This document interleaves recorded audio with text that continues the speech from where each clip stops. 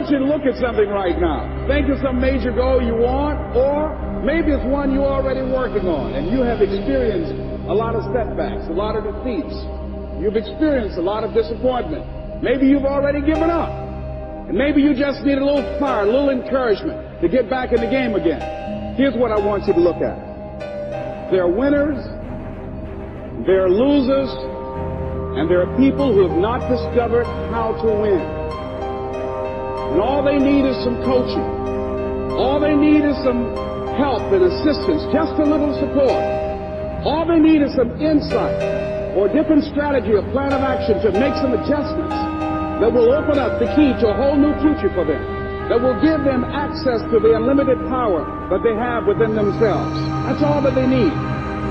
So what I want you to do is think about something you want for you, that's real for you, that's important for you, that will give your life some special meaning and power.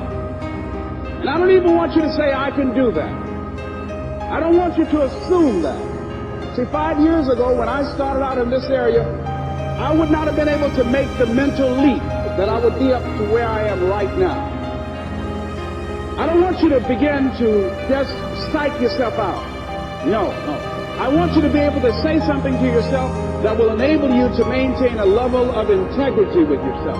That when you say this, even when you face tremendous setbacks, it will be a benchmark to keep you in the game, to keep you moving forward and experimenting and readjusting your strategy and your plan of action, continuously looking for ways to win.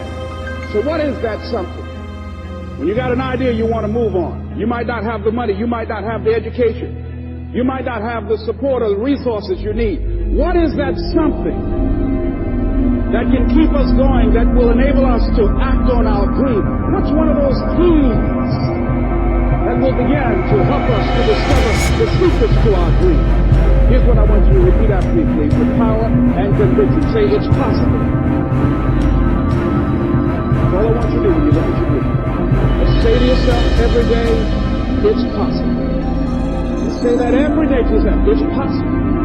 Because what does that do? See, it begins to change your belief system. See, the way in which we operate, ladies and gentlemen, is a manifestation of what we believe, what's possible for us.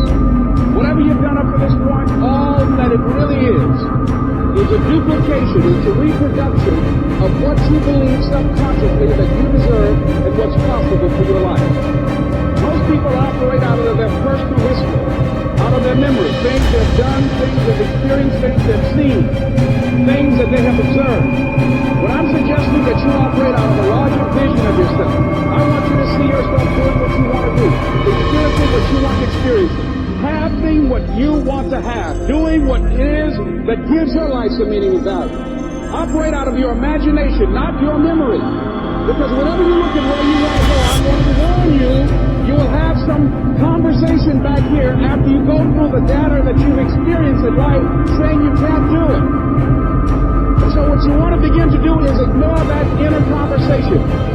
Well, most people, ladies and gentlemen, when something happens to them, what they do is they begin to believe that that's the way it is. That's the way it's always been. And they can't see the possibility of it being any different. Example. Before April 1954, the common belief, the universal belief, because it had been tried again and again and again and people had failed, the belief was that man was not physically capable of breaking the 4-minute barrier, that he could not run a mile in less than 4 minutes. That was the belief on the planet. It had never been done. But here's what happened, ladies and gentlemen. Roger Bannister came along, and he broke the 4-minute barrier. Now here's what's significant about that. Since that time, up to this day, over 20,000 people have done it, including high school kids. What changed? 20,000 people. What changed? Here's what happened when they got on the track. They knew it had been done. Because they knew it had been done, there was a new belief about this barrier, about this goal that was unreachable. And those 20,000 people got in the race believing, knowing in their heart that someone had done it, that it's possible that they could do it. And I'm saying that if we know anybody that had some goal, some dream, something they wanted to do, and they did it, then I'm saying that you know in your heart that if someone has done it, then you can do it. It's possible. And that if someone can make that dream become a reality, that it's possible that you can make your dream become reality.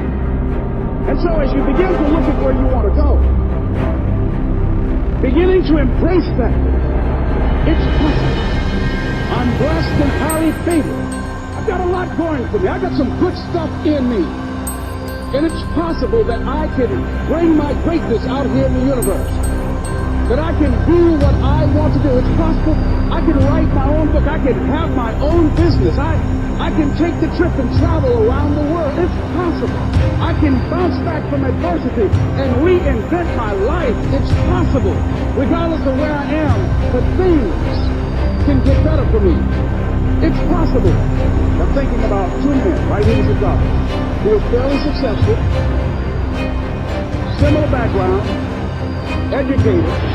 They worked for a corporation for many years, and they were among many people that were laid off.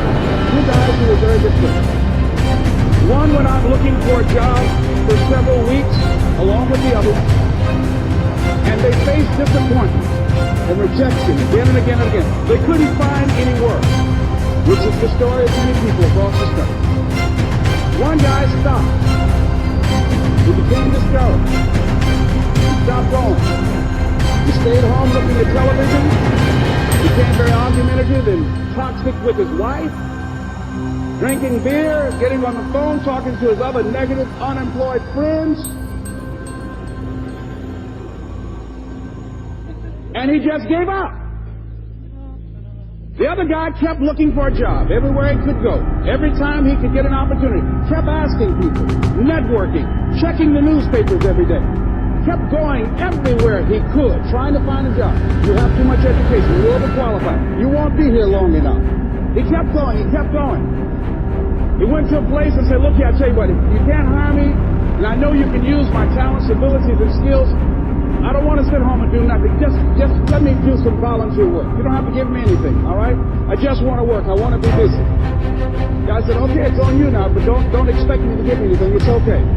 This guy came in and worked. He was the first one there. The last one to leave was the best employee there. About 4 weeks later, one of the top managers quit. They were looking for a replacement. Guess who they selected? This other guy. This guy who was volunteering his time. He got the job. What was the difference between the two men? Eyesight and mindset. Eyesight is judging on what you see. Judging according to appearances. But mindset is how you interpret what you see. One guy said, it's not possible, it's over, I'm finished. I can't do it. I can't make it. He surrendered. I've faced rejection again and again. I'm not going anymore. There are no jobs out there. But this other guy, he felt that in spite of the no's and rejections, in spite of how bad the economy is, in spite of what the newspapers are saying, that it's possible that somebody somewhere will give me a job. He just kept on, thinking it was possible. Guess what, ladies and gentlemen? That's what we have to do with our dreams.